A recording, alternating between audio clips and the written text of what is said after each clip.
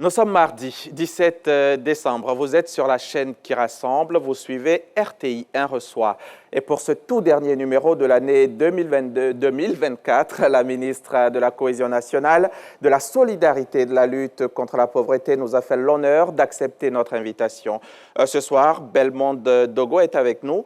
Miss Belmonde Dogo qui nous dira à peu près tout sur son département ministériel, ce qui est fait par le gouvernement en matière de cohésion nationale, en matière de solidarité et en matière de lutte contre la pauvreté. On parlera également des défis auxquels elle fait face au quotidien. Vous êtes donc les bienvenus dans ce numéro. Restez avec nous. C'est 1h30 d'échange. Madame le ministre, bonsoir.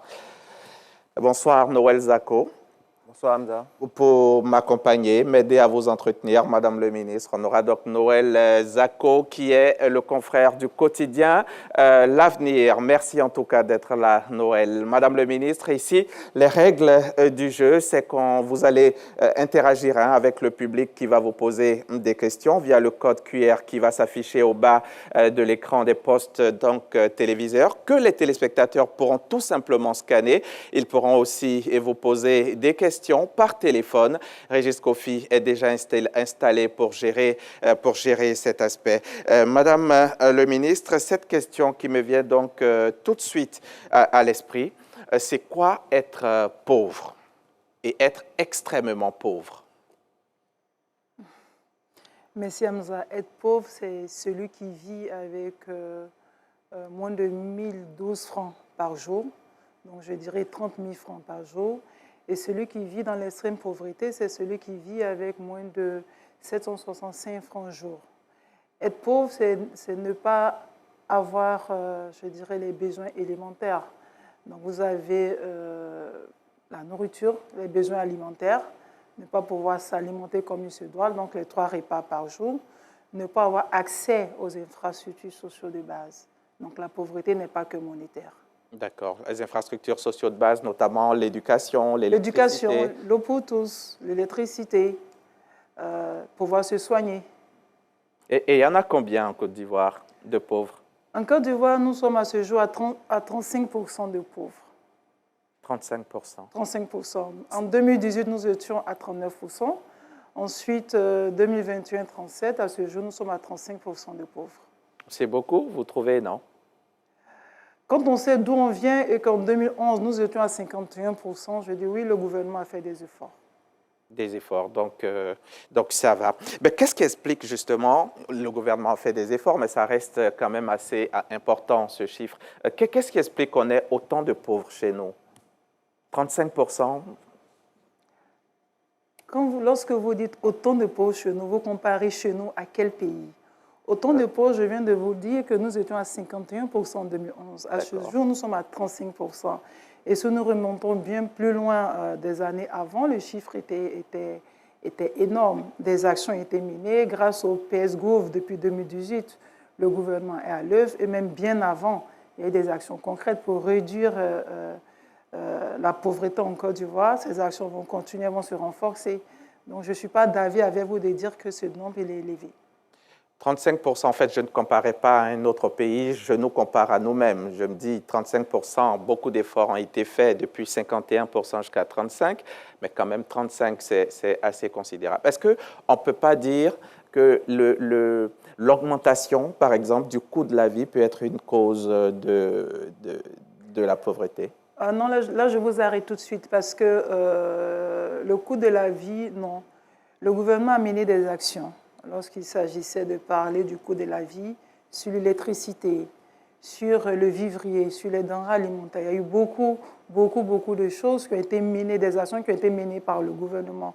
Donc, le coût de la vie n'a pas d'impact sur le vécu. Je vous ai dit, la pauvreté n'est pas que monétaire. Bien sûr. Si vous avez une localité qui n'a pas d'infrastructure, quand je parle d'infrastructure, je parle du rapprochement de la santé. Donc, vous avez les centres de santé urbains ou, on va dire, un centre de santé rural. Vous avez l'école, vous avez le collège, vous avez même les marchés. Et vous avez surtout les pistes. Parce qu'un paysan, il faut le dire en Côte d'Ivoire, n'a pas un problème d'alimentation. Nous n'avons pas un problème d'alimentation. Mais lorsque le paysan finit de cultiver et qu'il récolte le fruit de son labeur et qui n'arrive pas à l'écouler ou il est livré à lui-même. Donc, c'est tous ces facteurs-là mis dans une assiette qui nous permettent d'avoir le taux de pauvreté. D'accord. Un pauvre en ville et un pauvre en milieu rural, est-ce qu'on les aide de la même manière déjà? Oui et non, parce qu'ils n'ont pas les mêmes réalités. Oui et non, parce qu'ils n'ont pas les mêmes réalités. En ville, celui qui est pauvre en ville peut ne pas avoir le minimum même pour se nourrir. Celui qui est pauvre en zone rurale, qui est dans un village, peut avoir de quoi se nourrir en ayant une petite parcelle de terre pour cultiver quelque chose. Donc, ils n'ont pas les mêmes réalités. Cependant, dans le cadre de la lutte contre la pauvreté, le programme s'adresse aux deux. Que vous soyez en zone urbaine ou en zone rurale, vous êtes éligible au programme si vous vivez dans l'extrême pauvreté. Comment on aide concrètement, hein? Comment on aide celui qui est en ville, là, qui peut ne pas avoir de repas, les 3 repas, et en milieu rural, il a ses repas, mais peut-être qu'il n'a pas accès à l'éducation ou à d'autres infrastructures de base. Comment on les aide concrètement? Le premier palier, c'est d'abord le programme des filets sociaux, qui prend les deux en compte. Maintenant, celui qui est en zone rurale, le pauvre qui est en zone rurale, a certainement des difficultés pour que son enfant parte à l'école, des problèmes de santé. Donc, c'est le rapprochement des infrastructures sociales de base qui lui viennent en aide. En zone rurale, le monsieur, il est pauvre, certes, mais pour lui, l'école sera un coût. D'où l'importance de la distribution des kits scolaires. Pour permettre à son enfant d'aller aisément à l'école. Pour lui permettre de mieux se soigner, il a droit à la CMU. Celui qui est en ville aujourd'hui a droit à la CMU. Mais les actions pour la distribution des kits scolaires, c'est plus axé en zone rurale qu'en zone urbaine.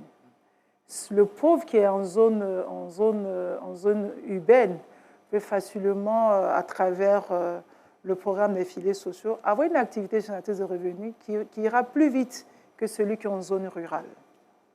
Madame le ministre, un éclairage pour ceux qui nous suivent. Votre ministère, ministère de la Cohésion nationale, de la solidarité, de la lutte contre la pauvreté, c'est quoi son rôle exactement?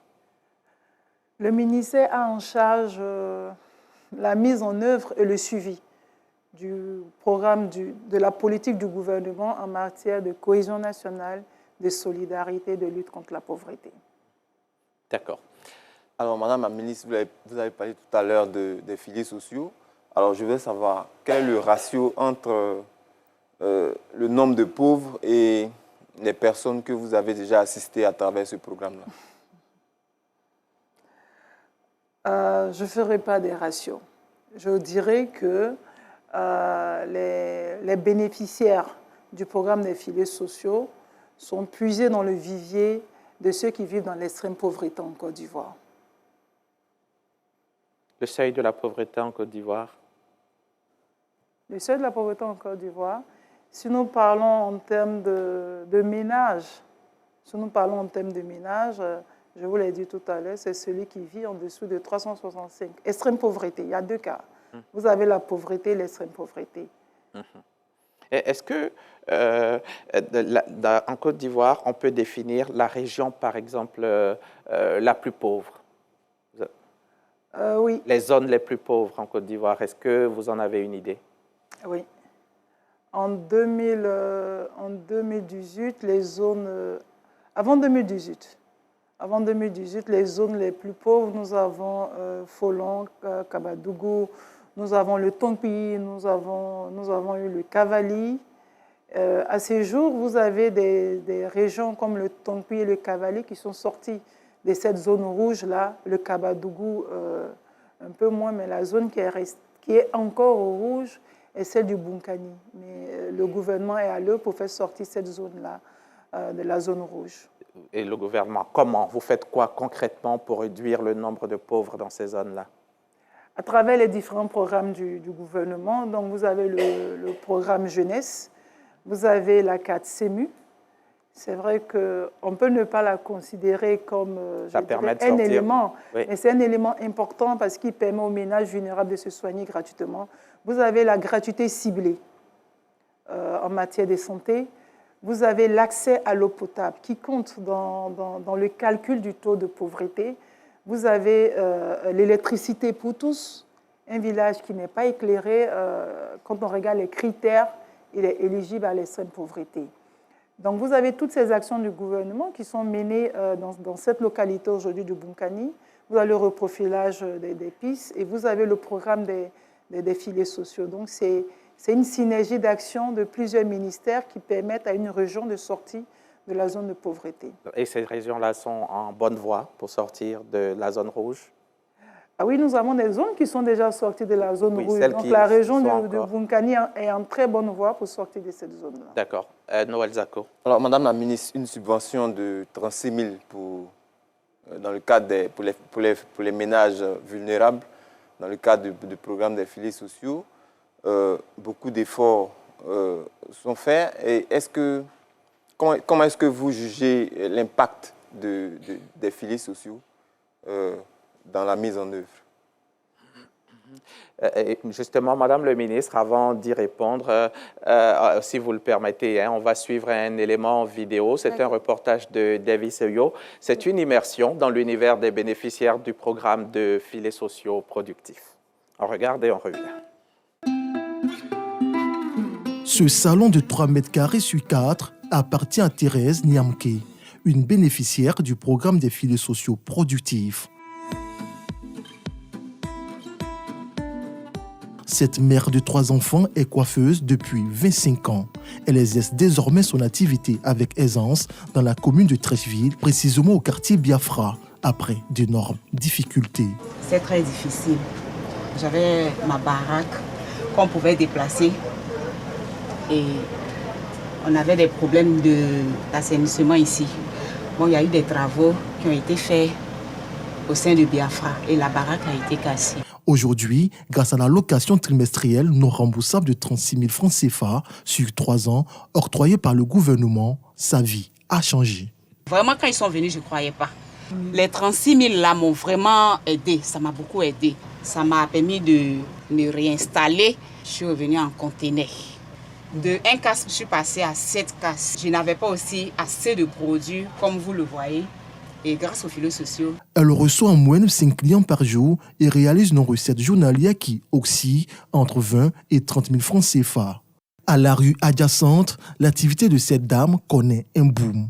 De quelques céréales, Mariam Doumbia vend dorénavant plusieurs denrées alimentaires. Haricots, fonio, sorgho, mil, riz local, attiqué. Là-bas, là, c'est quoi?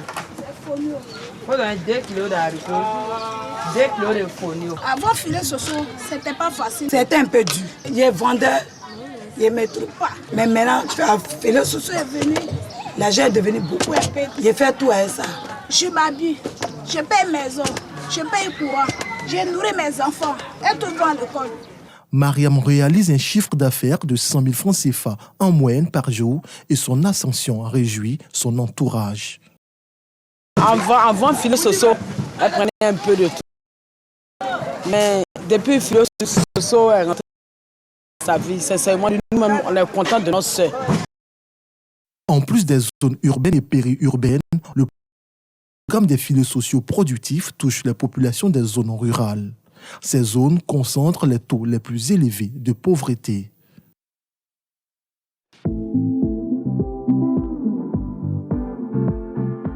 Agboville, capitale de la Nibi-Tiassa, direction Ongo, village situé à environ 3 km d'Agboville. Ce matin, Prudence, agent communautaire du programme des filets sociaux productifs depuis 1 an, est sur le terrain. 2 fois par semaine, elle effectue une visite chez les bénéficiaires de cette zone. Je suis venue nous rendre du encore pour voir les poulets sont à quel niveau, puisque nous tendons vers les fêtes. Si les poulets sont prêts à être vendus. Aimé, éleveur, bénéficie de l'assistance du gouvernement depuis 1 an à travers la location trimestrielle. Cette aide lui a permis d'agrandir sa ferme. J'ai reçu une visite où on me parle des filets sociaux. Vraiment, je leur ai raconté comment j'ai vu. C'était difficile pour moi de pouvoir dépenser au-delà de 300 francs. C'est en cela, après leurs enquêtes, vraiment, ils m'ont maintenu. Depuis, j'avais commencé avec 50, 50 même pour les nourrir, c'était difficile. Aujourd'hui, par la grâce des filets sociaux, ça m'a aidé à arriver jusqu'à aujourd'hui à 210. L'activité lui rapporte 150 voire 200 000 francs CFA comme bénéfice, une prouesse pour ce père de 5 enfants. Je suis effectivement fier parce que j'ai un soutien.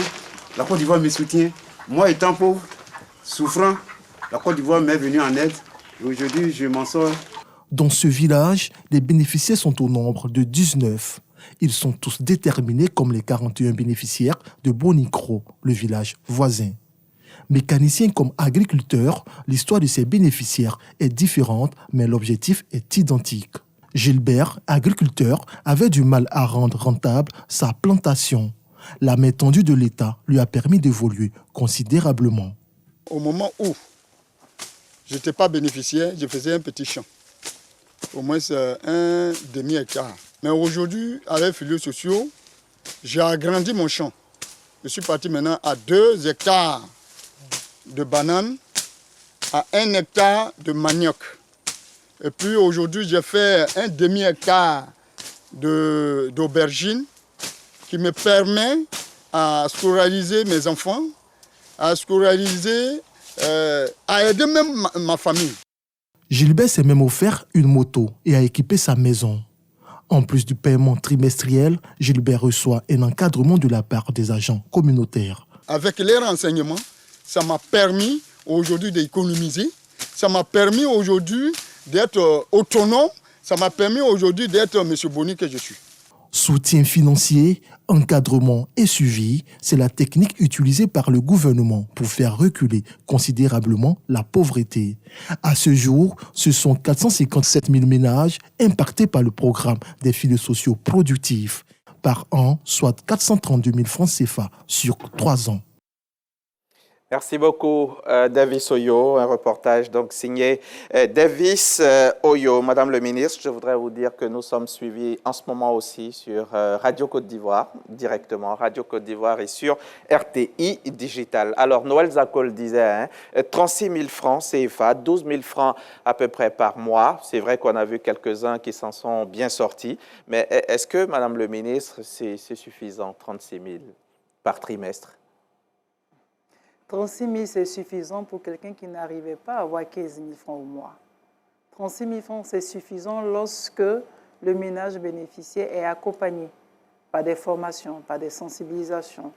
Lorsqu'il reçoit une formation au budget familial, à comment utiliser un budget familial. Lorsqu'il reçoit une formation aux compétences de vie, oui, 36 000 peut l'amener à avoir une activité génératrice de revenus. D'accord. Quand vous faites vos calculs, hein, il y en a combien qui réussissent à s'en sortir? Est-ce que les 100% de tous ceux à qui vous venez en aide, est-ce que tout le monde arrive à faire quelque chose justement de cet argent? Selon la dernière étude faite par l'INSEA, qui est aujourd'hui l'ANSTAT, si j'ai bonne mémoire, nous sommes à 78% du taux de réussite dans le programme des filets sociaux. D'accord. Et c'est fait, hein, ils sont aidés pendant 3 ans, ce n'est pas toute la vie. Après ces 3 ans, qu'est-ce qu'ils deviennent, nos bénéficiaires?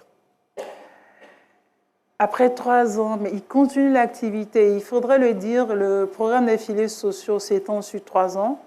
Pendant 3 ans, chaque 3 mois, ils perçoivent 36 000. À l'initial, c'est lorsqu'ils sortent du programme qu'ils sont amenés à avoir une activité génératrice de revenus. Mais ce que nous avons fait, c'est de les emmener à avoir cette activité génératrice de revenus. Pendant la formation. Pendant la formation, pendant qu'ils sont dans le programme, afin de leur permettre de pouvoir répondre aux différents chocs qu'ils pourraient recevoir. Et cela fonctionne très bien. Lorsqu'ils sortent du programme, 6 mois après, ils sont toujours accompagnés par les agents communautaires. Nous voulons nous assurer qu'au moins de choc, ils sont toujours résilients. Ils continuent soit l'activité génératrice de revenus, soit l'activité qu'ils ont menée pendant qu'ils étaient dans le programme. Des pauvres, il y en a beaucoup, hein, 35% vous avez dit. Comment ils sont choisis ceux-là, ceux qu'on vient de voir? Nous avons, je dirais, 2 sélections. 2 sélections en zone rurale et en zone urbaine. En zone rurale, après l'enquête de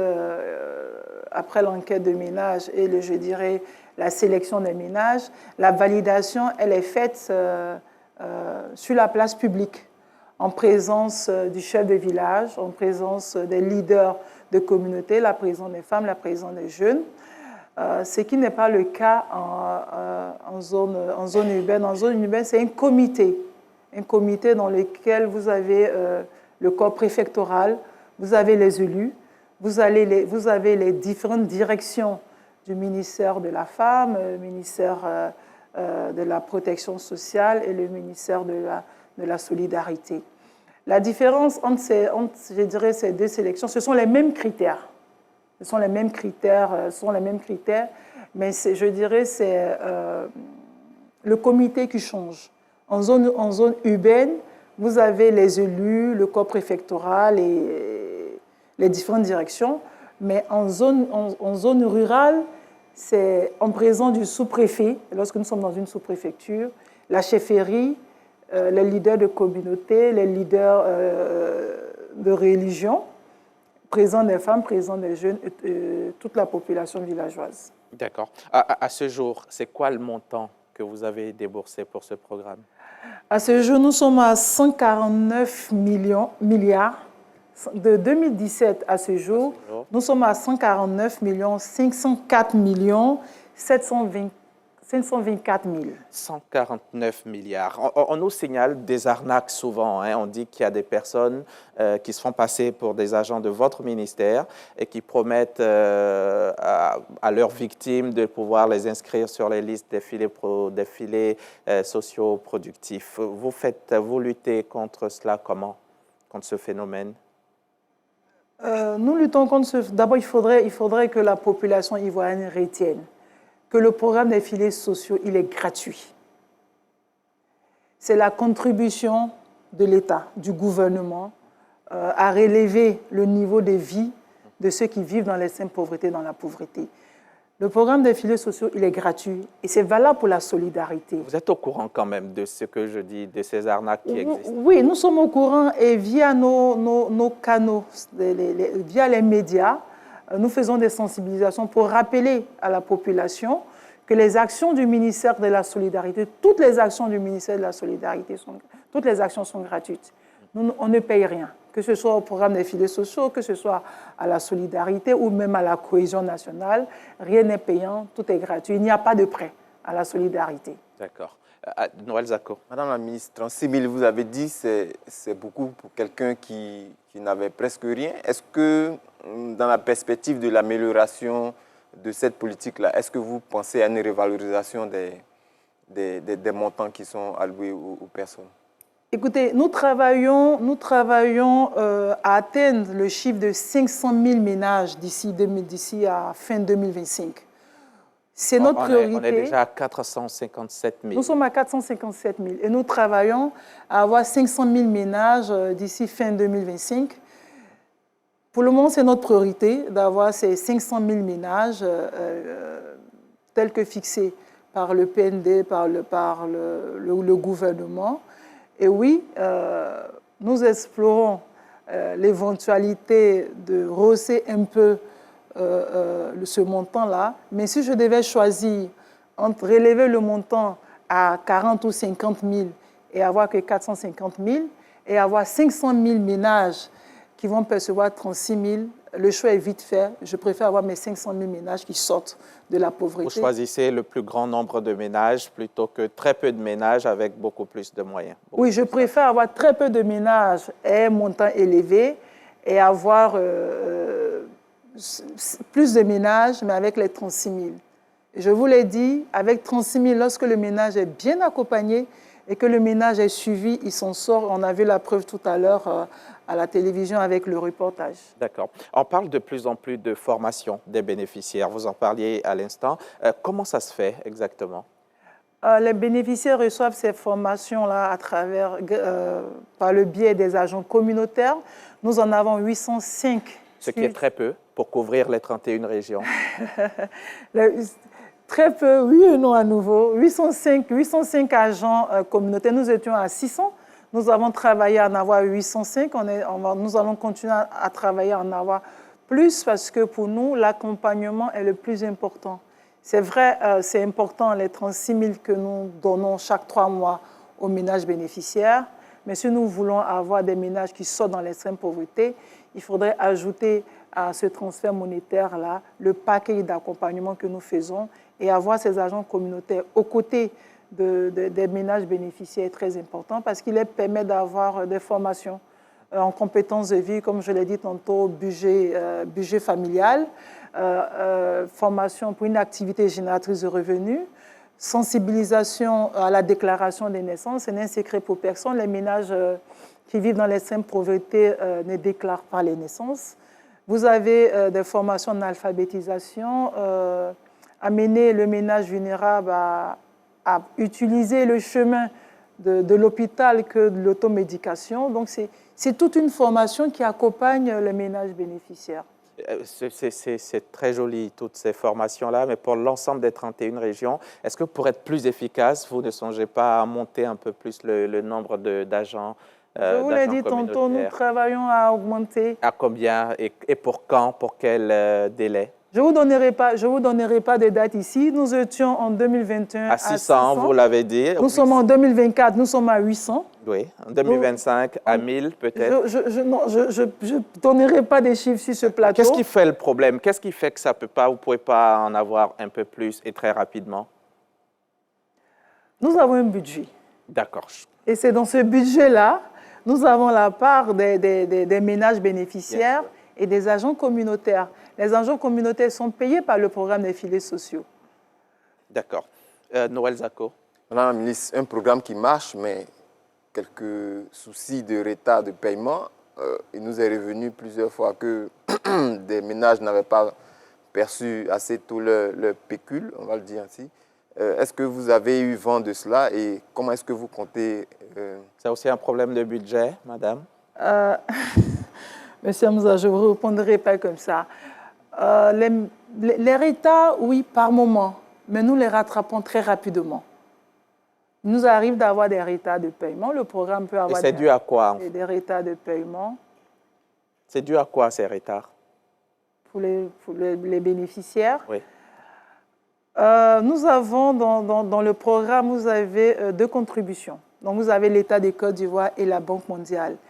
Et vous avez des bénéficiaires qui sont payés sur la part État, d'autres qui sont payés sur la part Banque mondiale. Il peut arriver que dans les périodes de décaissement, il y ait une lenteur. Mais on n'a jamais bouclé un cycle ou fini une cohorte sans avoir validé les 3 ans de paiement. Donc, il peut y avoir un décalage de 3-4 jours, une semaine, mais nous n'allons jamais au-delà de 2-3 mois. Et comment vous pensez pérenniser ce programme, le programme de filets socioproductifs? Il faut le dire, nous sommes passés de projet à programme. De 2017 à 2021, c'était un projet. Aujourd'hui, nous avons su faire passer ce projet aujourd'hui à programme. Et un programme qui est inscrit dans le PND du gouvernement ne peut être que dans la durée. Nous allons continuer, je vous l'ai dit tantôt, on travaille à en avoir 500 000. S'il n'était pas inscrit dans la durée, qui n'était pas dans la vision du président de la République, nous n'allions pas nous projeter pour avoir les 500 000. C'est un programme voulu par le président de la République, qui est dans la vision du programme du président de la République. Donc, il est inscrit au PND et il sera dans le PND jusqu'au-delà de 2030 s'il le faut. À ce jour, dans la lutte contre la pauvreté, si on vous posait la question, vous diriez forcément peut-être que vous êtes satisfait de votre bilan actuel à ce jour.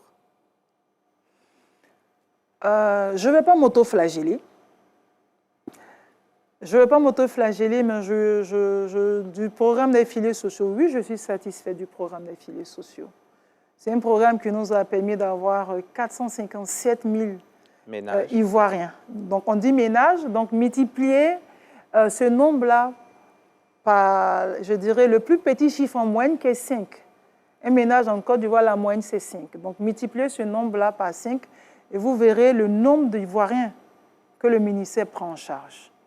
Donc, oui, je suis satisfait du programme des filets sociaux et nous espérons faire plus afin d'atteindre les 500 000 ménages.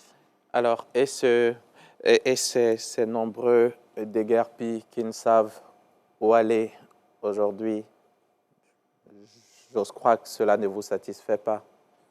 Vous m'avez parlé Oui, du programme bien des sûr, filets c'est- sociaux. Là, vous me parlez des déguépis. Écoutez, dans les déguépis, tous les déguépis Ils sont n'étaient aussi pas... vulnérables. Non, tous les déguépis n'étaient pas vulnérables. Il y avait des maisons. Pour nous, le vulnérable... Allons-y donc pour ceux qui le sont. Oui, pour ceux qui le sont, pour ceux qui le sont, le gouvernement est à la tâche afin de leur permettre de réintégrer des maisons décentes. Et pour, bon là, je vais le dire sur le plateau, nous avons 450 déguépis qui seront éligibles au programme des filets sociaux. Programme Donc, 450 qui vont rentrer qui rentrent dans la vague de la dernière cohorte. D'accord. 450 déguerpis, ce qui fera 450 familles, donc. 450 familles. D'accord. Je vois aussi que vous signez parfois des partenariats avec des ONG dans la lutte contre la pauvreté. Si j'ai souvenance, par exemple, d'une signature de convention avec des ONG, une ONG comme Hope Dengele. C'est quoi le contenu de ce type de partenariat? Je dirais un partenariat gagnant-gagnant. Nous avons des ONG qui, par les actions sur les terrains, font de la solidarité une des valeurs les mieux partagées. Vous avez d'autres ONG qui travaillent dans le cadre de la cohésion. Pour nous, il est important d'avoir ces ONG-là avec le gouvernement. J'aime le dire, le gouvernement fait sa part, mais le gouvernement peut pas être partout, le gouvernement ne peut pas tout faire. Donc, avoir ces ONG qui sont sur le terrain, qui mènent des actions de solidarité ou de cohésion, il est important que le gouvernement soit aux côtés de ces ONG et en retour, ces ONG-là deviennent un peu les bras séculiers de ce que le gouvernement fait en termes de solidarité ou en termes de cohésion.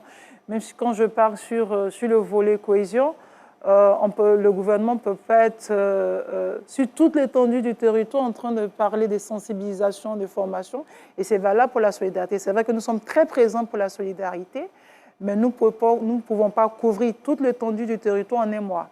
Donc avoir ces ONG sur le terrain, dans le cadre de la solidarité, mais tout ça est profitable et au bénéfice des ménages qui en ont besoin. Des ménages vulnérables. Madame le ministre, les AVEC, anciennement c'était Association villageoise d'épargne et de crédit, et désormais ça s'appelle Association de valorisation de l'entraide communautaire. Tout à l'heure, vous allez nous dire pourquoi ce changement de dénomination, mais en attendant, notre reporter Siaka Kone nous fait découvrir l'organisation et le fonctionnement de ces AVEC. Nous sommes au quartier Prof dans la commune de Tiasalé, région de la Nibi-Tiassa. Nguessantabi Nadège est coiffeuse et mère de 4 enfants. Elle mène ses activités dans ce conteneur depuis quelques années. Son adhésion à l'AVEC, Association de valorisation de l'entraide communautaire Ebouyoukoum ou Union, a été un déclic pour son business. Grâce à AVEC, j'ai fait un conteneur. Et puis, je suis allée à Abidjan, j'ai fait des achats, j'ai payé des mèches pour tresser avec. Et j'ai payé un congélateur. Je vends de la glace, du jus avec de l'eau. Aujourd'hui, Nadège se dit heureuse d'avoir diversifié ses sources de revenus grâce à cet accompagnement. Mieux, elle a pu convaincre son époux, lui aussi devenu membre de l'AVEC.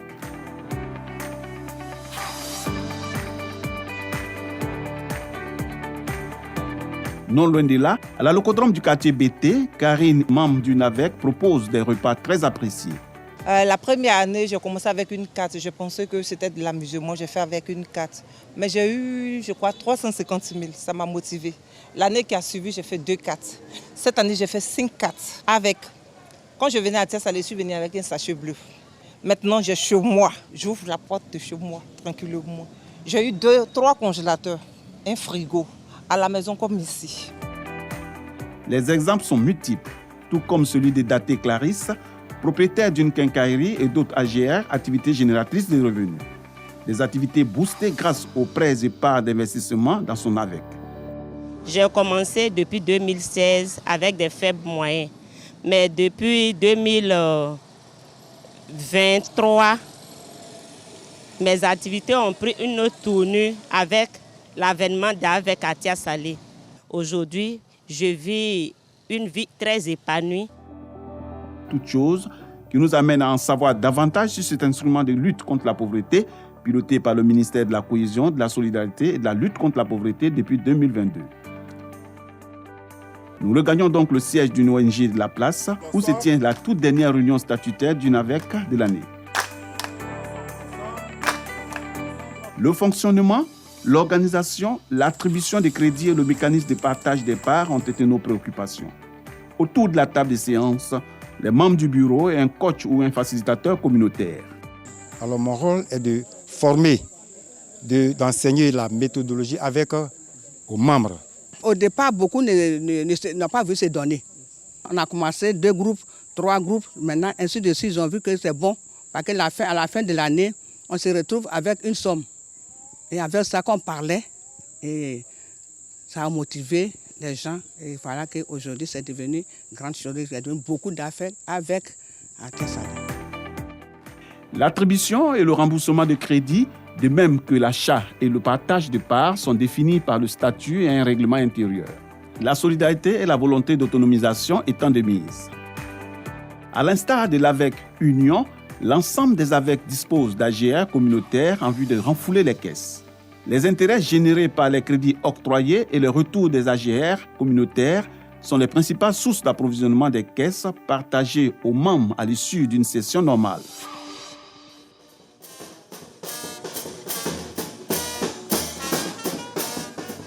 La cérémonie de restitution du bilan des AVEC du département de Tia Salé, tenue le vendredi 13 décembre dernier, a montré la santé financière et le dynamisme de ce outil de lutte contre la pauvreté. Des témoignages émouvants à l'issue de la série d'allocutions n'ont pu laisser indifférente la directrice de la stratégie de la réduction de la pauvreté.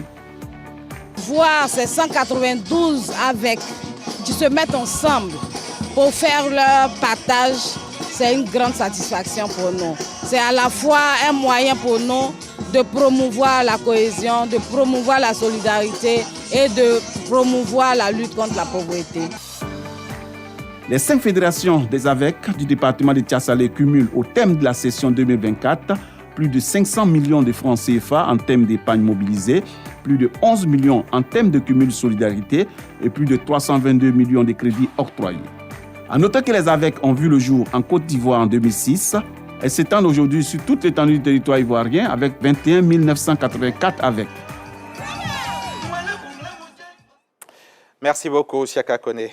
Madame le ministre, je vous le disais, vous allez nous dire déjà pourquoi on est passé d'association villageoise d'épargne et de crédit à association de valorisation d'entraide communautaire. Pourquoi? Et puis, c'est quoi une AVEC? Nous sommes passés d'association villageoise d'épargne et de crédit à valorisation de l'entraide communautaire parce que dans l'ancienne dénomination, vous avez le vocable rural. Et nous avons voulu faire de cet outil-là un élément fort national, mais fort d'abord, dans le cadre de la lutte contre la pauvreté, mais mieux un élément de solidarité et de cohésion. Et ce qui va me permettre de vous dire c'est quoi l'AVEC. Oui. Comment on monte une AVEC aussi? Allez-y, qu'est-ce que c'est l'AVEC? L'AVEC, comme l'a dit tout à l'heure le mission, c'est depuis 2006, mais c'était plus en zone rurale. C'est ça. C'était vraiment un élément, mais plus en zone rurale. Et nous avons voulu faire sortir cet outil important de la zone rurale pour la zone urbaine et la zone périurbaine. Alors, comment on monte une AVEC? D'abord, c'est un regroupement de 15 à 30 membres. De 15 à 30 membres, mais je précise qu'il faudrait que les membres soient, je dirais, dans la même zone d'habitation. Parce que les membres se réunissent une fois dans la semaine. Donc, s'ils habitent dans des zones, dans des quartiers très éloignés, ça va poser le problème des réunions. Donc, l'idéal est que ces membres-là soient dans la même zone d'habitation. Donc, réunion une fois dans la semaine. Et au cours de cette réunion-là, les membres cotisent. Et les cotisations partent de 500 francs jusqu'à 2500 à 5000 en fonction de la capacité d'épargne du bénéficiaire. Il n'y a pas de montant fixe pour chaque bénéficiaire. Mais ce qui est intéressant est que vous avez des amendes dans le règlement. Et le règlement, il est écrit par les bénéficiaires eux-mêmes. Le règlement n'est pas écrit par le ministère. Donc, c'est ramener, je dirais, la responsabilité à la base. Ils deviennent responsables. Mais ils sont soutenus par le ministère parce que si ce ne sont que des membres qui sont des paysans, qui ne savent vraiment pas... J'en viens. D'accord, allez-y. Mais j'en viens. Donc, les membres eux-mêmes, ils déterminent l'amende. Si le téléphone vibre pendant la réunion, sonne pendant la réunion, ils peuvent payer une amende de 100 francs, de 200. Tu viens en retard à une réunion sans une excuse valable, tu payes une amende. Et vous avez la caisse de solidarité. Cette caisse-là a eu un impact réel sur les populations, surtout en zone rurale, parce que vous avez des populations pour des questions de funérailles ou de naissances, pouvaient mettre en gage soit la maison ou la plantation. Et la caisse de solidarité permet de venir en soutien aux membres qui en ont besoin. Et vous avez les agents communautaires, les filets sociaux, qui encadrent les différents membres bénéficiaires des AVEC. Maintenant, nous sommes sortis du programme des filets sociaux pour en faire un outil national, puisque vous avez les différents ministères qui le font, le ministère de la Jeunesse, le ministère de la Femme, le ministère des Affaires sociales, mais la tutelle reste au ministère de la Solidarité. Mais, et parlant, on parle d'épargne, c'est une épargne. Parlant d'épargne, est-ce que ça ne devrait pas être couvert essentiellement par le ministère de l'Économie? Il y a cette polémique-là qui court. Non, ce n'est pas une polémique. Ce n'est pas une polémique parce que dans les AVEC, il y a certes l'épargne, mais nous mettons en avant, comme je vous l'ai dit, nous mettons en avant le volet solidarité et cohésion sociale. Ce n'est pas que, ils ne se retrouvent pas que pour l'épargne. C'est vrai que quand ils viennent, c'est une épargne minime de 500, de 1000 francs, de 2000, mais ils ne se retrouvent pas que pour l'épargne. L'AVEC n'est pas que le volet financier. Qu'est-ce qu'il y a ensuite? Mais il y a ensuite des formations pour les ménages bénéficiaires. Il y a ensuite que nous les emmenons à avoir une activité commune. Une activité commune. Et il y a ensuite qu'en cours de gestion, parce que l'AVEC, c'est de 1 à 9 mois ou 12 mois, ça dépend du cycle que les bénéficiaires veulent faire. Il y a ensuite qu'en cours des cycles, le ménage, je dis ménage parce qu'à cause des filets sociaux, mais le membre bénéficiaire peut prendre un prêt. D'accord. Mais un prêt à taux réduit pour lui permettre d'avoir une activité génératrice de revenus. Donc l'AVEC est aussi un élément qui nous permet de lutter contre la pauvreté. Est-ce que ça peut être assimilé à un microcrédit? On parle de dans certains pays, les AVEC ont migré pour les microcrédits. Pour l'heure, en Côte d'Ivoire, nous restons en association pour permettre aux bénéficiaires d'avoir cette maturité-là afin de les orienter ensuite pour les banques. Le défi à relever, et Madame le ministre, cette année, c'était d'installer 4000 AVEC. 4000 AVEC, et nous avons, sur notre feuille de route... On est à 2 semaines de la fin de l'année, vous avez atteint l'objectif? Sur notre feuille de route donnée par le Premier ministre Berger-Mombe, nous devions installer 4000 AVEC. À ce jour, nous sommes à 6042 AVEC installés par le ministère.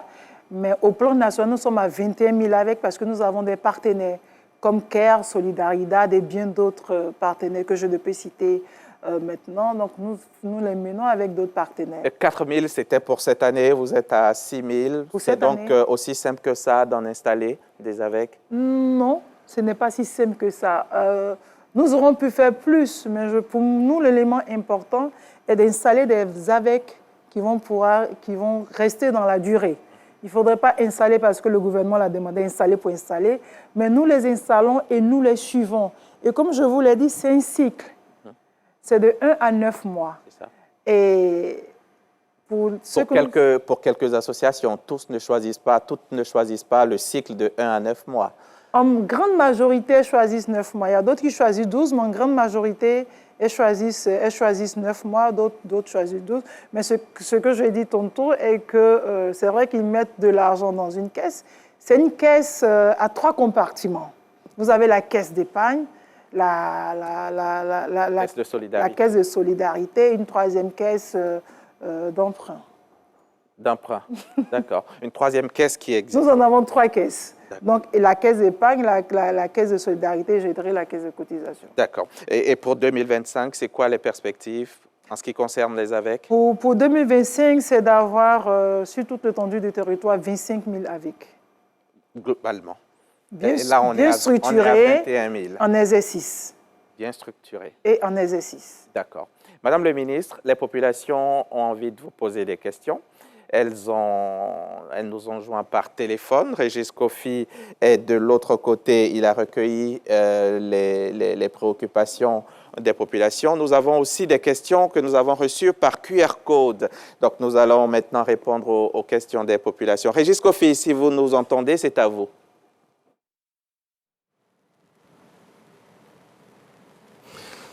Bien le bonsoir à toutes et à tous. Merci de nous rejoindre. Monsieur Konaté nous appelle de la ville de Safra.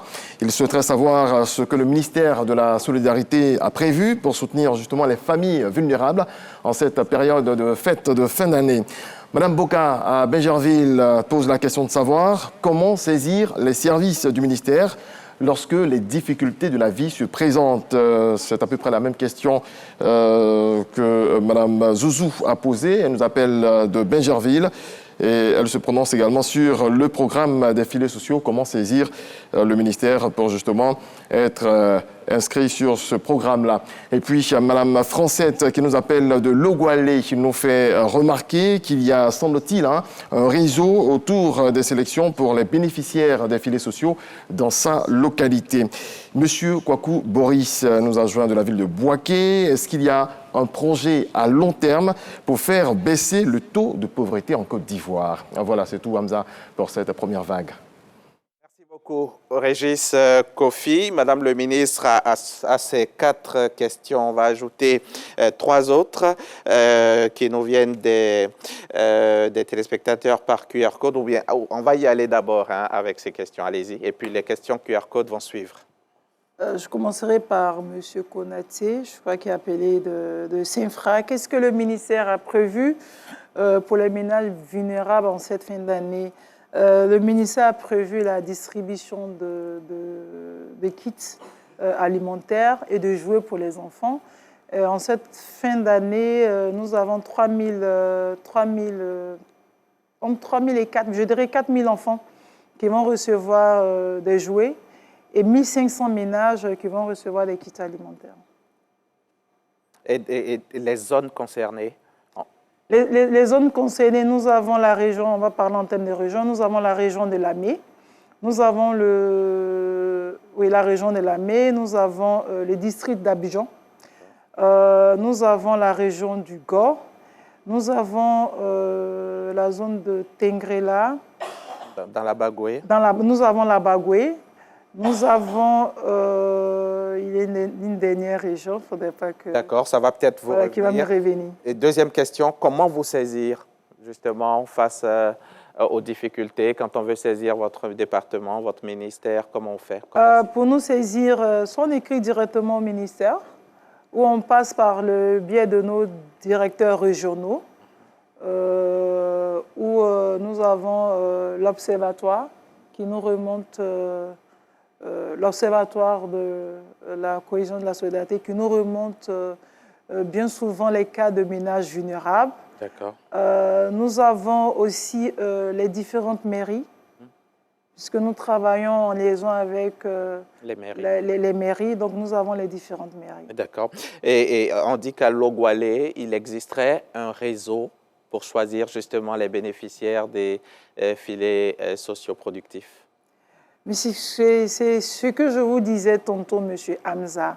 Il n'existe pas de réseau. Il ne faudrait pas que la population se laisse berner par ces charlatans-là qui créent des réseaux en stockant des sous à la population. Pour être éligible au programme des filets sociaux, vous ne payez rien. Mais mieux, si c'est Logualé, vous avez la zone rurale et la zone urbaine. Donc, si c'est en ville, vous avez le comité. Donc, elle peut saisir le corps préfectoral lorsque nous avons des réclamations. Ces réclamations-là peuvent être adressées soit au corps préfectoral, qui est le préfet de région, qui est le président du comité, ou directement au ministère, ou même au programme. D'accord. Qu'est-ce qui est prévu pour réduire la pauvreté en Côte d'Ivoire? Ce qui est prévu par le gouvernement pour réduire la pauvreté en Côte d'Ivoire est de renforcer toutes ces actions déjà en cours, ces actions déjà menées, comme l'électricité pour tous, l'accès à l'eau potable en zone rurale pour les populations de plus de 500 000 habitations. La gratuité ciblée, continuer la gratuité ciblée, le rapprochement des infrastructures comme l'école, les centres de santé auprès des populations et je dirais le programme des filets sociaux. Et nous avons aussi les kits scolaires. Donc c'est tout le programme social du gouvernement qui sera renforcé et qui va nous permettre de réduire la pauvreté avec les infrastructures. D'accord. Madame le ministre, on a 4 petites questions QR code. Pensez-vous que les efforts du gouvernement auprès de la population concernant la lutte contre la pauvreté sont-ils équitables? Y a-t-il pas des zones ou des régions qui sont défavorisées? Ça, c'est le premier élément. Deuxième, Madame le ministre, bonsoir. Quel mécanisme est mis en place pour identifier réellement les personnes dites pauvres? Et bonne émission à vous. Et puis, il y a Canet qui demande quelles sont les différentes sortes de personnes, les catégories en tout cas de personnes qui peuvent bénéficier des aides, Madame le ministre. Et puis, il y a des questions auxquelles vous avez déjà répondu. Hein. Et puis, dernière question, comment le gouvernement prévoit de lutter contre les inégalités sociales et économiques pour bâtir une nation plus solidaire? Vous avez 1 minute pour répondre à ces 4 questions. 1 minute? Oui. Pour 4 questions. La première question, c'était est-ce que l'action du ministère est... Les efforts du gouvernement concernant la lutte sont-ils équitables? Oui, les efforts sont équitables. Il faudrait dire que les actions menées par le ministère, même le gouvernement, nous ne nous lèvions pas comme ça pour désigner la localité pauvre ou celle qui en a besoin. C'est après étude, après analyse, avec la cartographie de la pauvreté, que les actions sont menées pour permettre, pour faire sortir ces régions-là de la pauvreté. Donc oui, les actions sont équitables. Cette question-là, si je vais au-delà de la question, c'est vrai, beaucoup d'actions ont été menées dans certaines localités parce que ces localités-là étaient vraiment en marge du progrès du pays. Donc aujourd'hui, ces localités-là sont sorties de la zone rouge. Nous avons d'autres localités qui sont en cours de sortir de cette zone rouge-là. Donc oui, les actions du gouvernement sont équitables et aucune région n'est défavorisée. D'accord. Madame le ministre, quel mécanisme est mis en place pour identifier les pauvres? Le mécanisme qui est mis en place pour identifier les pauvres, comme je l'ai dit, nous partons d'abord de la cartographie de la pauvreté en Côte d'Ivoire. Et c'est en fonction de cette cartographie-là que nous nous déployons dans la localité. Et nous avons des critères. Alors, vous ne pouvez pas vous déclarer pauvre si les agents arrivent à votre domicile, que nous avons la télévision, nous avons la radio, nous avons le congélateur, nous avons des fauteuils. Vous n'êtes pas pauvre. Donc, il y a certains critères qui nous permettent de définir... Et si on me les a offerts? Il n'y a pas que ça. Il y a votre niveau de vie. Vous ne pouvez pas vous déclarer pauvre si vous avez un revenu. Et comme on l'a dit tantôt, un revenu qui est au mois, entre 10 et 30 000, vous êtes dans l'extrême pauvreté. Donc vous avez le revenu. Si vous vous considérez pauvre, nous allons vous demander votre revenu. Vous ne pouvez pas être un instituteur, vous ne pouvez pas être un infirmier, être un médecin et dire que vous êtes pauvre. D'accord. Vous pouvez avoir des difficultés dans la vie, mais vous n'êtes pas pauvre. D'accord. Comment le gouvernement prévoit de lutter contre les inégalités sociales et économiques? Très rapidement. Par les actions. Dans la politique voulue par le président de la République, aucune contrée, aucune région ne doit rester en marge du développement de la Côte d'Ivoire. C'est vrai que les actions menées ne sont pas toutes menées en même temps, puisque vous avez d'autres régions où c'est déjà bien visible le développement, et vous avez d'autres où les choses commencent à s'améliorer, mais toutes les régions sont éligibles à l'action du gouvernement, et aucune région n'est laissée pour compte. Comme l'a dit le président de la République, que ce soit la solidarité ou la lutte contre la pauvreté, toutes les régions et tous les Ivoiriens sont éligibles. Voilà près d'une heure qu'on parle de pauvreté, de lutte contre la pauvreté, mais il n'y a pas que ça. Vous vous occupez aussi de solidarité, de cohésion nationale également. On vous voit même parcourir la Côte d'Ivoire entière pour assister, pour porter assistance aux populations vulnérables. Il y a Eve Boué, qui est donc l'une de nos journalistes, reporters d'images à la direction des magazines d'information. Elle vous a suivi pendant quelques mois sur le terrain. Là, elle nous fait un petit récapitulatif des actions. On regarde.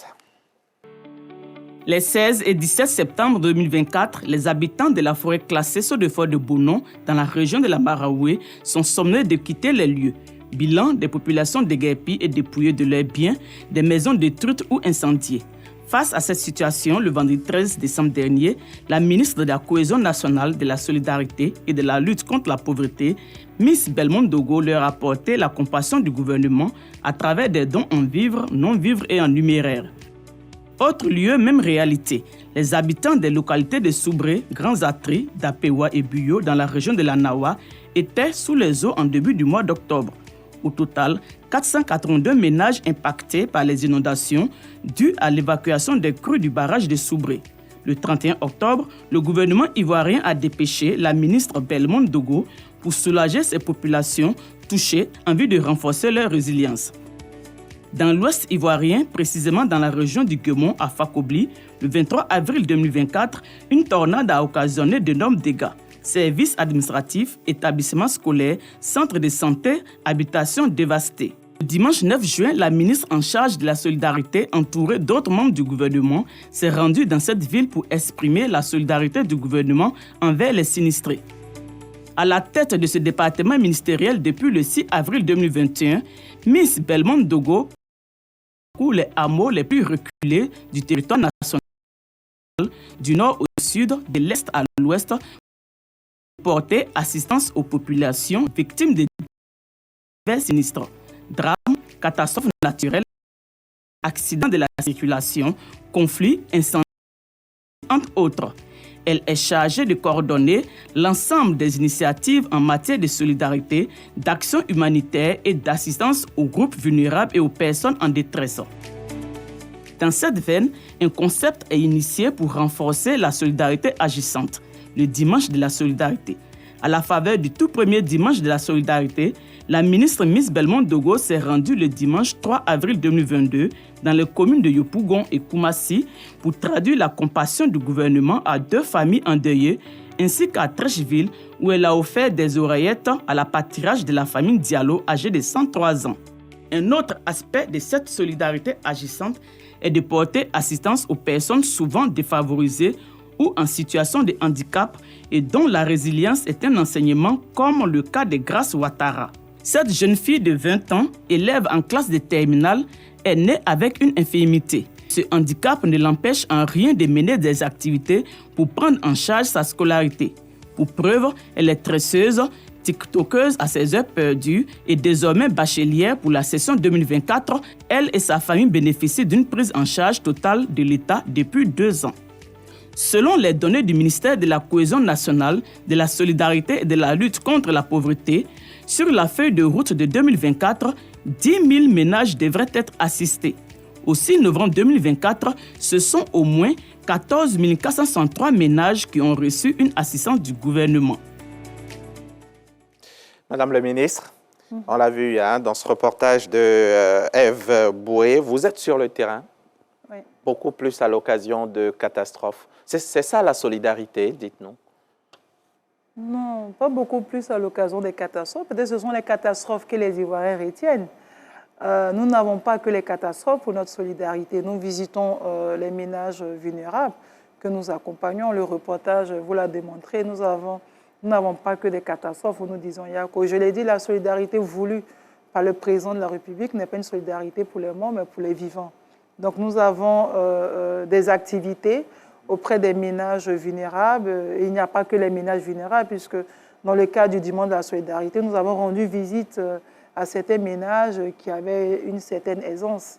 Comment se fait le choix justement des bénéficiaires des dimanches de la solidarité? Dans le cadre du dimanche de la solidarité, nous travaillons en étroite collaboration avec les mairies et les différentes directions, le ministère de la Femme, le ministère de la Protection sociale. Et le comité se réunit. Nous avons deux types.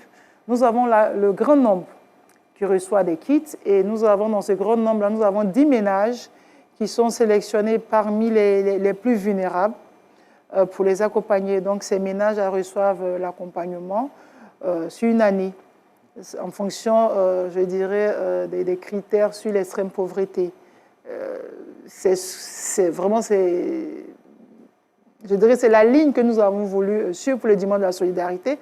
Nous avons le grand nombre qui reçoit tous les kits et dans ce grand nombre-là, nous puisons 10. C'est vrai qu'on aurait bien voulu en avoir 20, 30, 50, mais comme nous nous projetons sur une année, ce sont des ménages que nous prenons en compte sur une année, mais grâce à Ouattara, elle, c'était une exception. Ça fait 2 ans que nous prenons toute sa famille en charge et il y a bien d'autres ménages comme ça où nous sommes allés au-delà de 1 an. Nous avons la dame de Cocody qui vivait dans une maison inachevée avec ses filles que nous avons pris en charge. Nous la prenons en charge depuis l'année passée. Donc nous avons bien d'autres ménages. Est-ce qu'il y a des cas qui vous ont le plus touché? Oui, oui. Il y a des cas qui m'ont le plus touché. Oui, je m'en souviens, c'était une dame à Daloa. Je crois que c'est la seule fois où j'ai pleuré. Généralement, je fais l'effort de retenir mes larmes lorsque nous sommes à une situation, je dirais, triste. Mais là, je n'ai pas pu, j'ai dû craquer devant les médias. Je pense qu'on a demandé aux reporters de ne pas diffuser cette partie-là. C'était une dame d'un certain âge, elle devait avoir, je ne sais plus, peut-être 60 et 70 ans, mais qui vivait dans une extrême pauvreté. J'ai du mal à qualifier les conditions de vie dans lesquelles la dame elle était, donc ça m'a fait craquer. Nous l'avons pris en charge. D'accord. Noël? Madame la ministre, des dons aux personnes vulnérables, des vivres et des non-vivres dans une forêt de besoins des populations. Comment est-ce que l'État entend s'engager dans la durabilité? S'engager dans la durée, parce que vous le faites aujourd'hui, est-ce que ça peut aller? Et pour combien de temps vous allez tenir? Parce que votre budget, le grenier n'est pas rempli indéfiniment. Les dons aux ménages, le ministère de la Solidarité, nous sommes là depuis 2021. Elle a été créée par le président de la République. Donc, ça va s'inscrire dans la durée tant que le président de la République sera là. Et notre souhait qu'il soit là pour que les ménages vulnérables puissent bénéficier de ces dons-là. Mais il ne faudrait pas voir que les dons, parce que nous faisons l'accompagnement. J'aime à le dire, donner pour donner, ça reste de la charité. Mais le défi pour nous, et le challenge, même pas le défi, mais le challenge pour nous, c'est d'amener ces populations-là à sortir de l'état de vulnérabilité. Et c'est ce qui nous motive à en choisir 10 ou 20 lorsque nous faisons le dimanche de la solidarité, que nous accompagnons. Et lorsque nous faisons le dimanche de la solidarité, ce n'est pas que le ministère de la solidarité qui part. Lorsque le ménage qui est identifié, au sein de ce ménage, nous avons des jeunes qui ne sont pas en activité, nous associons le ministère de la Jeunesse, nous associons le ministère de l'Enseignement professionnel pour l'école de la deuxième chance. Donc c'est le gouvernement qui se déplace pour le dimanche de la solidarité pour apporter des réponses à des ménages vulnérables. L'objectif, vous l'avez dit, ce n'est pas donc de faire de la charité, mais de les sortir de la précarité, oui, qu'ils puissent se prendre en charge eux-mêmes. Combien d'Ivoiriens vous avez pu sortir de cette précarité à ce jour? Si je me réfère à ma feuille de route, le gouvernement m'a demandé d'assister 10 000 ménages, 10 050 ménages. Mais j'en ai... Sur l'année? Sur l'année. D'accord. Pour cette année 2024, nous en avons fait 20 870 ménages. D'accord. C'était prévu d'en faire 10 000? D'en faire 10 000, nous en avons fait 20 000. Donc vous pouviez en faire 30 000?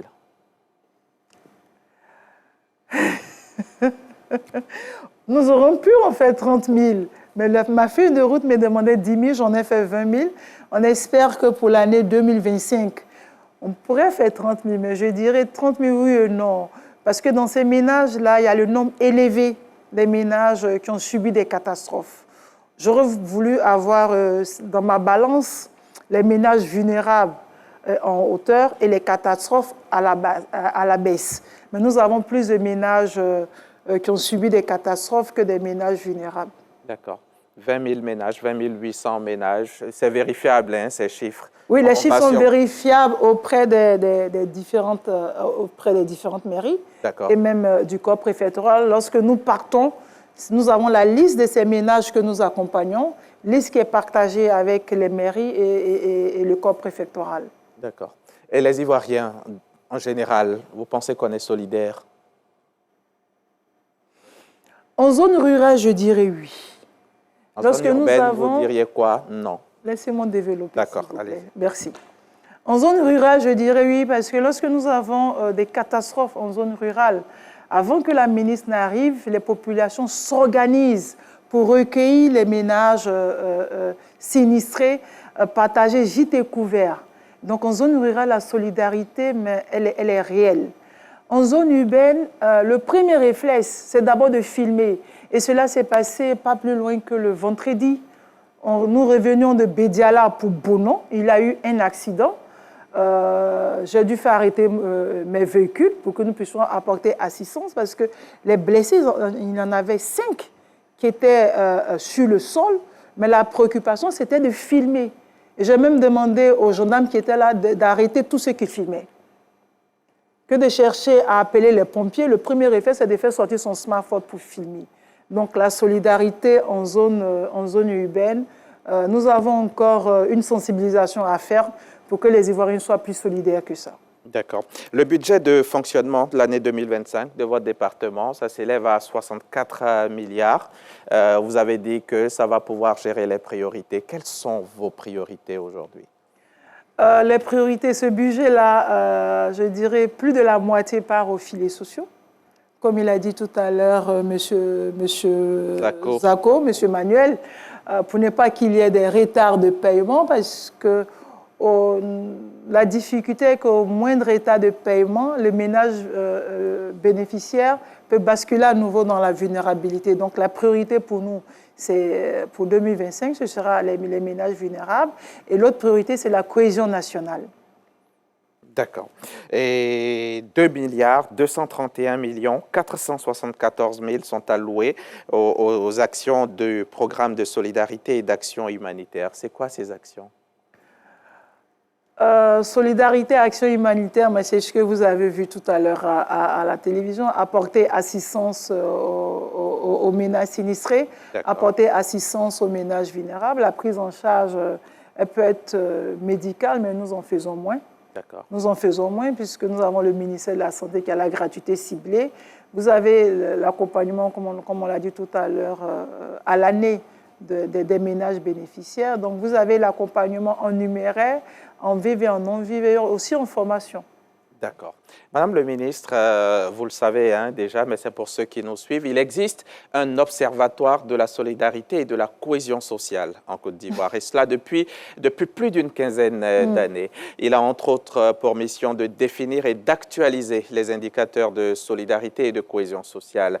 Davis Oyo, l'autre JRI de la direction des magazines et de l'information, est allé voir comment fonctionne concrètement cet organe de prévention de conflits. La régie, si vous êtes prêts, on peut y aller. Je vous appelais là pour avoir l'information sur la confirmation de l'information qu'on a eue au début de la. Nous sommes dans la salle programme de l'Observatoire de la solidarité et de la cohésion sociale, une salle de traitement des alertes située dans la commune de Cocody. Evra, responsable de zone à l'Observatoire de la solidarité et de la cohésion sociale, traite en moyenne 3 voire 4 alertes jour. Il vient d'être saisi par un moniteur. Le moniteur vient de m'informer d'un conflit intercommunautaire à Bédiala, entre les Gourous et les Sénoufos. Le conflit part du décès d'une jeune fille depuis le 5 novembre. Son corps a été retrouvé dans un puits. Le mécanisme de traitement se met automatiquement en marche. Première étape, vérification de l'information. Directrices régionales et autorités préfectorales sont saisies. Information authentifiée, Evra rédige un rapport d'incident et le directeur général est informé à travers la plateforme OSCS Diligence. Ibrahima Tiozon Koulibaly est saisi. Le directeur général de l'Observatoire de la solidarité et de la cohésion sociale vient s'imprégner du dossier. Qui traite la situation à Bédiala? D'accord. Quelles sont les informations, les dernières informations sur l'incident? Il est mis dans la diligence un blessé grave qui est décédé lors de son transfert à l'hôpital Bédiala. Quand l'information arrive à notre niveau, on se rassure d'abord que tous les faits collectés sont exacts. Parce que si la hiérarchie doit intervenir, ça ne doit pas être sur des on-dit, sur des choses, sur des faits concrets. En plus des conflits, les sinistres, les accidents de la route, les incendies, les intoxications, les catastrophes naturelles font partie des alertes traitées par les 21 responsables des zones et les 13 072 moniteurs sur le terrain. Aujourd'hui, on ne peut pas dire qu'il y a une zone qui se particularise par rapport aux normes du conflit. Parce que de 2011 à 2024, il y a eu une réduction considérable du nombre des conflits. Les alertes de cohésion sociale sont traitées. Lorsqu'elles exigent donc une intervention, il y a un rapport d'incident qui est rédigé correctement avec des informations spécifiques qui est donc transmis à Madame la ministre et cela permet donc d'organiser son intervention. C'est par exemple le cas de Bédiala. Justement, ce jeudi 12 décembre, la ministre de la Cohésion nationale, de la solidarité et de la lutte contre la pauvreté s'est rendue à Bédiala, la cité endeuillée. Accompagnée par le ministre Mamadou Touré, par ailleurs président du conseil régional du Haut-Sassandra, Miss Belmont Togo a appelé les deux communautés en conflit à l'apaisement. Des propos repris par le président du conseil régional du Haut-Sassandra. Pourquoi avoir une solidarité communautaire dans le mal? Ce qui s'est passé est trop grave, on ne peut pas laisser. Il faut que Bédiala soit une leçon pour toute la Côte d'Ivoire. Tous ceux qui ont pris des calibres 12, ils doivent répondre devant la loi, quelle que soit leur ethnie. Et qu'on comprenne que maintenant on est dans un état de droit. Personne n'a le droit de se faire justice. Pour rappel, les attaques de Bédiala ont occasionné un décès, 10 blessés et des dégâts matériels importants. Un énième conflit intercommunautaire qui justifie les 1044 alertes traitées par l'Observatoire de la solidarité de la cohésion sociale de 2016 à 2024. Merci beaucoup. Merci Davis Oyo. Madame le ministre, à Bédiala, justement, dans la résolution du conflit sur place, on vous a vu tenir des propos fermes, assez fermes. Il vous arrive de lever le ton des fois? Lorsqu'il s'agit de cohésion nationale, oui. Pour moi, ça c'est mon intime conviction, le président de la République ne peut pas avoir à faire ce qu'il a fait et que notre jeunesse s'amuse à avoir des calibres 12 pour régler un conflit. On ne peut pas avoir mis la Côte d'Ivoire à ces niveaux-là et avoir une population qui est en train de jouer avec les armes. Je me devais d'avoir un discours ferme parce que ces deux communautés, mais deux communautés alliées. Si nous rentrons dans la tradition ou dans les relations interethniques en Côte d'Ivoire, l'alliance la plus répandue en Côte d'Ivoire, ce sont les Goureux et les Senufo.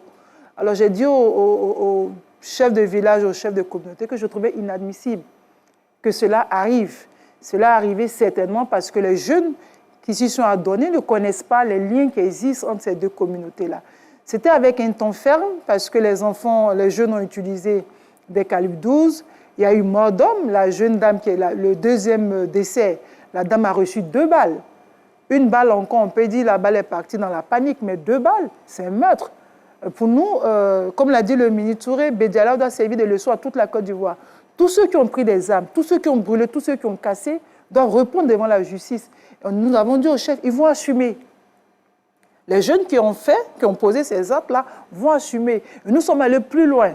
Parce qu'après, il y a certaines personnes qui ont appelé pour dire non, les gourous doivent chasser les Senufo. Non, les Senufo, vous ne devez pas partir parce que c'est chez eux. Nous l'avons dit, nous allons remonter tous ces appels-là et rechercher ces personnes-là. Parce que c'est incité à la haine. Et la Côte d'Ivoire n'en a pas besoin. Et il n'y a pas que Bédiala, vous avez parcouru d'autres localités. Oui. qui ont vécu ce genre de drame aussi. Oui, il n'y a pas que Bédiala. Nous avons connu plusieurs conflits interculturels.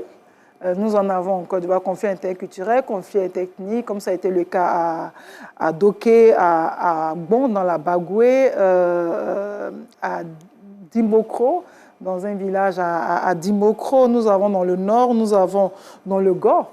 Donc nous avons plusieurs zones où nous avons eu des conflits, mais que nous avons... Est-ce qu'il y a une typologie des conflits, de ces conflits-là, qui sont courants en Côte d'Ivoire?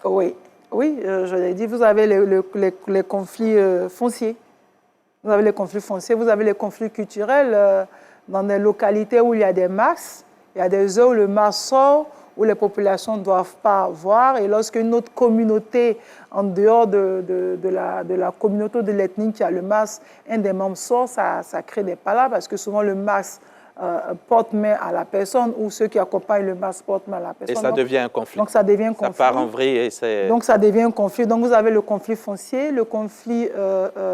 Dieu merci, dans le Nord, on commence à avoir moins de conflits éleveurs-agriculteurs, mais vous avez le conflit foncier, le conflit éleveur-agriculteur, le conflit culturel, et vous avez les conflits, je dirais, je ne dirais pas interethniques comme ça, parce que souvent, c'est que deux membres d'une communauté qui commencent. Mais les chefs, les rois, les chefs traditionnels, ils jouent un grand rôle, justement, dans ce... Oui, pour nous, la Chambre des rois, et j'aime beaucoup à le dire, lorsque le président de la République a fait de ce corps-là une institution, c'est parce que derrière, il avait une vision. Et il est grand temps que la Chambre des rois et chefs d'État traditionnels joue son rôle. Et son rôle pour nous, c'est le règlement pacifique des conflits, de tous les conflits en zone rurale, nous mettons un accent particulier à ce que ces conflits-là trouvent solution par la voie pacifique. Mais je précise, et j'aime à le dire, lorsque nous partons pour les règlements de conflits, pour celui qui a tué, il doit répondre devant la justice. C'est ça. Il ne faudrait pas le dire que Madame la ministre ne parle pas de justice, non. Si vous commettez un meurtre dans une communauté, vous devez répondre devant la justice. Noël, d'accord. Madame la ministre, généralement, vous arrivez quand le drame est déjà survenu. Est-ce qu'à travers l'observatoire qu'on a vu tout à l'heure, est-ce qu'il y a possibilité de prévenir les conflits quand on a des brides d'informations? Ah si. L'observatoire, c'est notre mécanisme d'alerte précoce. Donc l'observatoire nous permet, lorsque nous avons, je dirais, des murmures, comme on dit, des bruits qui pourront mettre à mal la cohésion dans une localité donnée, la direction générale de la cohésion tout de suite se met en route pour trouver voies et moyens, des solutions pour apaiser, je dirais, les deux camps. Donc, on n'est pas uniquement, je dirais, dans le règlement des conflits. Nous sommes aussi dans la prévention des conflits. Et pour nous, c'est l'étape la plus importante. Il est préférable de prévenir les conflits, d'amener les populations à se parler que d'attendre qu'elles en viennent aux mains. Est-ce qu'on a eu des cas? Oui, nous avons eu des cas. D'accord. Oui, nous avons eu des cas où, par le dialogue, solution a été trouvée par le dialogue et des chefs et des guides religieux. Comme j'aime souvent le dire, dans une église, dans une mosquée, vous n'avez pas qu'une seule ethnie, vous n'avez pas qu'une seule femme ou un seul homme. Donc pour nous, que ce soit la chefferie, que ce soit les guides religieux, ils ont un rôle important à jouer dans la cohésion nationale du pays. Madame le ministre, qui peut donner une alerte? L'OSN, d'accord, mais qui d'autre peut le donner et comment il peut le donner? Qui d'autre? Bon, c'est vrai que l'OSN a 13 000, a un peu plus de 13 000 donneurs d'alerte. Donneurs d'alerte. D'accord. Cependant, en dehors de ces personnes-là, si dans une localité, Monsieur Tonton Pion estime que la stabilité ou la cohésion risque d'être à mal, mais il peut prévenir le ministère. Comment? Est-ce qu'il y a un numéro vert qui existe? Oui, l'observatoire est numéro vert, j'avoue que je ne l'ai pas en tête, mais l'observatoire est numéro vert. D'accord. Madame le ministre, on va encore y aller pour les questions des populations qui nous suivent. Régis Kofi, les questions que vous avez recueillies par téléphone, vous pouvez nous les communiquer. Deux questions. Hein. Monsieur Ouattara est une victime de la crise de 2010-2011. Il dit avoir adressé un courrier au ministère en juin 2024. Courrier sans suite depuis. Et puis lui aussi dit avoir déposé un courrier au ministère suite à un conflit sur une affaire de terrain, conflit qui oppose une famille modeste à une personnalité en griffe proche du gouvernement. Sa question, est-ce que le ministère est compétent justement pour gérer ce genre d'affaires? Il s'agit de M. Konaté Souleymane qui nous a appelé de la commune de Yopougon. Je n'ai pas saisi. Et la dernière question, Régis Kofi, est-ce que vous pouvez nous la répéter?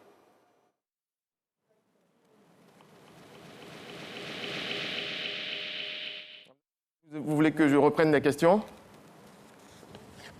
Alors, donc je disais, nous avons deux questions. La première, M. Ouattara est une victime de la crise de 2010-2011. Il dit avoir adressé un courrier au ministère en juin 2024, courrier sans suite depuis. Lui aussi a dit avoir déposé un courrier au ministère suite à un conflit sur une affaire de terrain, conflit qui oppose une famille modeste à une personnalité en griffe proche du gouvernement. Sa question, est-ce que le ministère est compétent pour gérer ce genre d'affaires? Il s'agit de M. Konaté Souleymane qui nous a appelé de la commune de Yopougon. Madame la ministre.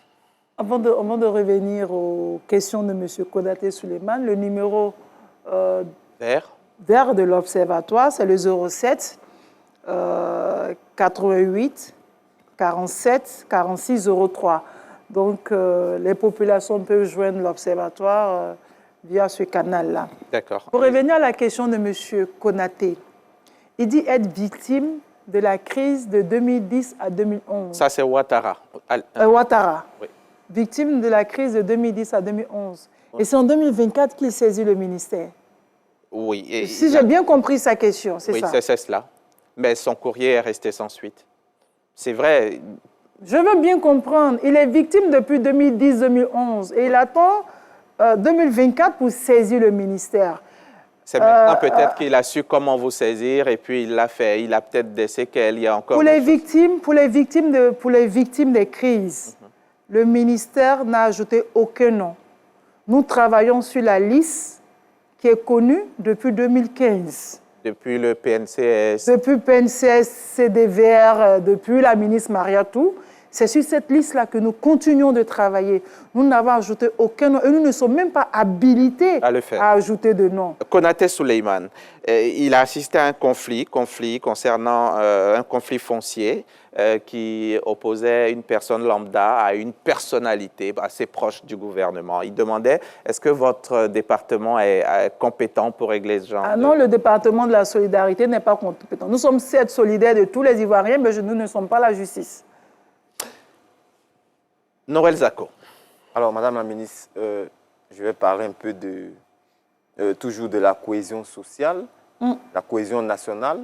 Alors, vous avez hérité de ce département il y a environ un an. Le constat, c'est que les activités que vous menez sont la plupart du temps dans le volet social. Est-ce que vous n'êtes pas sans savoir qu'on est à quelques mois de la présidentielle? On connaît les clivages politiques. Est-ce que vous avez, dans la perspective de vos actions, des actions à mener pour apaiser pendant et après le scrutin électoral? Oui, nous n'attendons pas 2025 pour faire ces actions-là. Les Ivoiriens font plus attention aux actions du ministère lorsqu'il s'agit de la solidarité. Lorsque nous menons des actions en lutte contre la pauvreté et cohésion, ils sont moins regardants. Généralement, quand on voit le visage de la ministre, on dit tout de suite c'est la solidarité. Les actions sur la cohésion nationale, il y a un peu plus de 6 mois que nous avons commencé à former afin d'avoir des femmes actrices de paix, afin d'avoir des jeunes acteurs de paix. Nous avons des formations, des sensibilisations, parce que pour nous, l'élément important et qui va jouer en 2025, c'est la confiance que l'Ivoirien aura aux institutions. peu importe les actions qui seront menées, si l'Ivoirien n'a pas confiance aux institutions, les résultats qui vont sortir des unes seront contestés. Donc nous travaillons au renforcement de cette confiance-là entre population et institutions de l'État. Nous avons des sensibilisations, nous avons la thématique sur la culture de la démocratie. Pour nous, ce sont des choses que nous avons commencées il y a plus de 6 mois.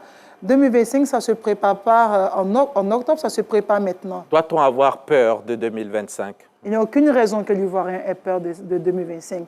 De cette même manière que l'Ivoirien était convaincu que la CAN devait rester en Côte d'Ivoire pour nous, l'Ivoirien doit avoir ce même engagement, cette même ferveur et se dire que 2025 sera la meilleure année parce que nous aurons l'élection présidentielle et pour une fois, nous irons aux urnes, nous allons sortir de ces urnes-là et être en mesure de regarder le voisin le lendemain et le saluer. Madame le ministre, on va terminer avec un dernier élément. C'est un micro-trottoir. Davis Oyo et Seydou Ouattara ont promené leur micro dans les rues d'Abidjan pour demander aux populations ce qu'elles attendent de votre département ministériel.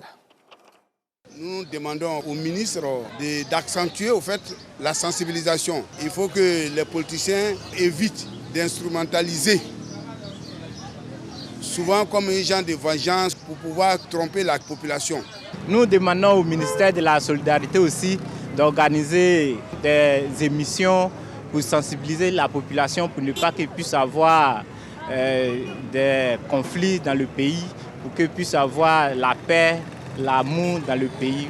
Concernant la cohésion, vraiment, je demande à ce que cette culture de paix-là, vraiment, ce qu'il faut nous enseigner, il faut que vraiment on cultive ça, qu'on essaie d'enseigner ça aux gens et que vraiment on approche effectivement la population afin qu'on leur dise ce que c'est qu'une élection. Ce n'est pas la guerre.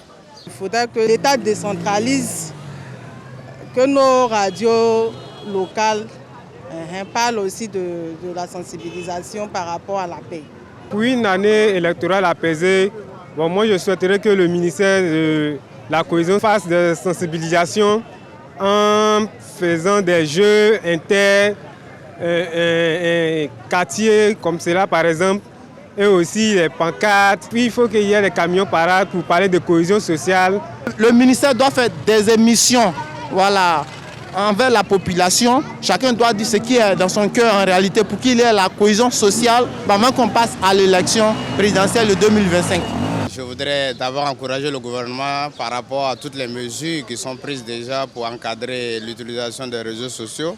Et je voudrais dire à Madame la ministre d'accentuer encore les mesures de sensibilisation et surtout de sanctions pour ceux qui sont pris en flagrant délit.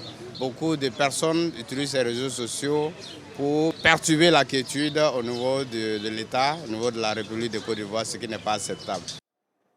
Alors, Madame le ministre, quel commentaire vous faites? Je suis d'avis avec tous ceux qui ont intervenu. Il faut sensibiliser, il faut amener l'Ivoirien à avoir la culture de la paix. Comme l'a dit un des intervenants, c'est l'héritage à nous laissé par le président Feu Félix Houphouët-Boigny. Nous allons continuer les actions. C'est vrai qu'en termes de cohésion, sur les 6 mois, nous les avons fait peut-être sans grands médias, mais pour 2025, ce sera avec tous les médias que les actions seront menées. D'accord. Allez-y, Noël. 2025 arrive, hein, vous allez investir le terrain, ça c'est sûr. Mais investir comment? En campagne pour votre parti ou pour la cohésion, sensibilisation? Mais non, le gouvernement va travailler de janvier jusqu'à septembre, même jusqu'à octobre. C'est le gouvernement qui est là, donc le gouvernement qui sera aux affaires, donc le gouvernement va travailler. Nous ne serons pas en campagne, on sait faire la part des choses entre le costume politique et le costume de ministre. D'accord. Je rappelle donc le numéro vert, 07 88 47 46 03. On a terminé. Noël Zako, très rapidement, vraiment. Madame la ministre, est-ce qu'au-delà de la sensibilisation des populations, est-ce que les politiques, vous irez vers eux? Ah oui, nous parlerons lorsque je dis toute la population, c'est tout le monde compris les politiques. Nous parlerons à tout le monde, personne ne sera mis de côté.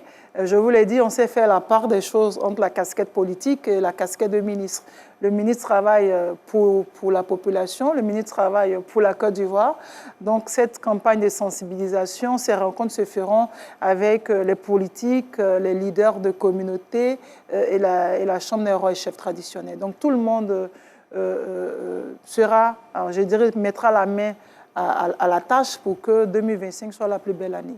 Merci. Madame le ministre, Miss Bellemonde Dogo, le ministère de la Cohésion nationale, de la solidarité et de la lutte contre la pauvreté est chargé de la mise en œuvre et du suivi de la politique du gouvernement en matière de cohésion nationale, de solidarité et de lutte contre la pauvreté, à l'initiative et la responsabilité de contribuer à la réduction des conflits, des tensions et des violences, à la promotion et mise en œuvre des actions de solidarité et la participation à la prise en charge sociale des populations vulnérables. Encore une fois, merci, Madame le ministre. Vous êtes notre dernière invitée de cette année 2024, je l'ai dit à l'entame de l'émission, et on est bien heureux de vous avoir ce soir, croyez-le. On va profiter pour saluer toutes celles et ceux qui se sont succédés ici pendant cette année. La régie, ma réalisatrice Awa Savadogo, vous allez suivre avec moi. On va tout d'abord dire merci au général, le général Vagondo. Si la régie peut suivre avec moi, on va y aller. Le général Vagondo, ministre donc de l'Intérieur. Ce monsieur, c'est Adjoumani, Kobena Kwasi Adjoumani, le ministre d'État, ministre de l'Agriculture. Nous avons monsieur Tchagba Laurent, ministre des Eaux et Forêts, qui était avec nous également ici. Le président de la commission électorale indépendante, Ibrahim Coulibaly Cuibière, merci d'être venu sur notre plateau, monsieur le président, donc Cuibière. Et juste après Cuibière, nous avons reçu ici sur notre plateau Touré, Nasseneba Touré, la ministre de la Femme, de la Famille et de l'Enfant, qui était également avec nous sur ce plateau pour un numéro de RTI 1 reçoit. Et à sa suite, nous avons reçu l'un des plus fidèles de cette émission, monsieur Mamadou Touré. Il est arrivé ici, je ne sais plus combien de fois, parce que c'est lui qui porte le programme jeunesse du gouvernement. Ne vous étonnez pas, vous allez encore le voir en début d'année.